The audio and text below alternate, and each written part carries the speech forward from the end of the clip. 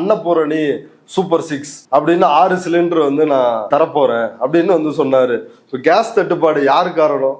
BJP. வாய் திறக்கவே இல்லை, ஒரு ட்வீட் கூட இல்லை. ஆனா ஷபீர், நியூஸ் மினிட் ஷபீர் வந்து அவர் ட்வீட் போட்டிருக்கிறாரு அப்படின்னு அவர் பேசுறாரு. ட்வீட் போறதெல்லாம் நாங்க தலைவர் செய்யற வேலையா? திமுக கூட்டணி கட்சி தலைவர்கள் எல்லாம் ஆர்ப்பாட்டம் அறிவிச்சிருக்காங்க. எல்லா கூட்டணி கட்சி தலைவர்களும் நாளைக்கு களத்துக்கு போறாங்க. கேஸ் விலைக்காக, கேஸ் தட்டுப்பாடுக்காக போராட்டம் பண்றாங்க. நீங்க தான் உங்களுக்கு அவ்வளவு தூரத்துக்கு பாரதிய ஜனதா பிடிக்காதுல்ல.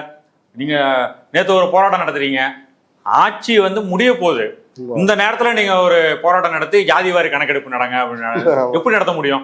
2 நாள்ல எலெக்ஷன் நோட்டிபிகேஷன் வரப்போகுது, ஜாதிவாரி கணக்கெடுப்பு நடத்துங்க அப்படின்னு சொல்லி கோரிக்கை வைக்கிறீங்க. அப்போ இதுதான் உங்களோட நிலைமை. அப்படி உங்க மக்கள் பிரச்சனை. இது வந்து அன்றாடம் மக்கள் பயன்படுத்துற கேஸ் சிலிண்டர் அவ்வளவு தட்டுப்பாடா இருக்கு, புக் பண்ண முடியலன்றாங்க, மெசேஜ் போட முடியல, போன் பண்ண முடியல, எதுவுமே பண்ண முடியல அப்படின்றாங்க. அதுக்காக மக்கள் பிரச்சனைக்காக இன்னைக்கு திமுக தலைவர்கள் களத்துல இறங்குறாங்கல்ல. உங்களுக்கும் நீங்க தான் தமிழ்நாடு தான் நீங்க, உங்க பிரச்சனையெல்லாம் வந்து மக்கள் பிரச்சனையா பாக்கணும்னு சொல்றீங்கல்ல. மக்களுக்கு இன்னைக்கு ஒரு பிரச்சனை வந்திருக்கு.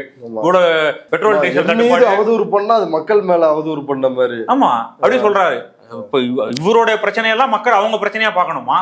இப்போ மக்களுக்கு இவ்வளவு பெரிய பிரச்சனை நடந்துட்டு இருக்கு. அன்றாடம் வீட்டுல சமைக்கிறதுக்கு பிரச்சனை, அந்த அளவுக்கு சிக்கலாக இருக்கு. இப்போ நீங்க களத்துக்கு வரணும்ல, போராட்டம் நடத்தணும்ல. அப்போ அதெல்லாம் நீங்க செய்ய மாட்டீங்க. பாரதிய நடிகையோட கல்யாணத்துக்கு வந்து போவாரு. பாரதிய ஜனதாவை அஃபெக்ட் பண்ற மாதிரி எந்த ஒரு போராட்டையும் நடத்துறது கிடையாது, எந்த ஒரு அறிக்கையும் கொடுக்கறது கிடையாது. திமுகவை மட்டும் அட்டாக் பண்ணிட்டு இருக்காங்க. அப்படின்னா பாரதிய ஜனதாவுக்கு உதவி செய்யறதுக்காக வந்திருக்கிற ஒரு நபர் தான் அனில். பாரதிய ஜனதாவுக்கு உதவி செய்யறதுக்காக வந்திருக்கிற நபர் தான் விஜய். அதுதான் அவருடைய நடவடிக்கைகள்ல இருந்து நம்ம புரிஞ்சிக்க வேண்டியது.